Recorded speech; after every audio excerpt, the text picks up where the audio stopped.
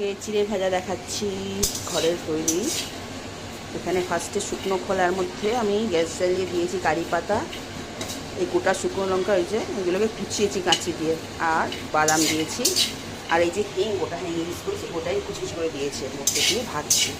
এবার এর মধ্যে আমি দেবো চিড়ে, চিড়ে চিড়ে দিয়ে দিয়েছি। এবার নাড়বো,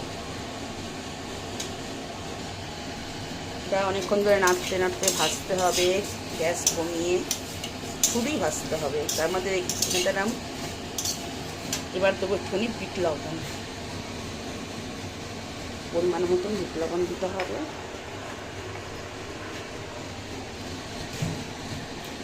আর দিতে হবে যে ম্যাগি মশলা রেডিমেড যেগুলো পাওয়া যায় ওটা। আর এই চাইলের মধ্যে রসুন দিতে পারেন, রসুনটাকে ভেজে নিতে হবে, তারপরে দেবেন।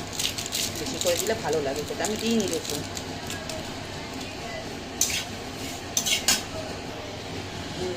গাওয়া ঘি কিছুটা, 2 চামচ মতন গাওয়া ঘি দিলাম। আপনি তেলও, সাদা তেলও ইউজ করতে পারেন। দিয়ে এটা কন্টিনিউয়াসলি গ্যাসের ফ্লেম স্লো করে ভাজতে হবে, পুড়ে যেন না যায়। এটা আপনি স্টোর করে অনেক দিন খেতে পারেন, নর্মালভাবে রেখে দিয়ে অনেক দিন খাওয়া যায়, খুব ভালো লাগে খেতে। এর মধ্যে একটু গোলমরিচ গুঁড়ো ছিটিয়ে দেবো। এটা আবার হয়ে গেছে ভাজা, বেশ মরে হয়েছে।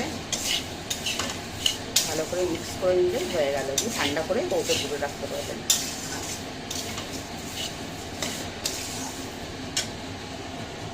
Ready to serve.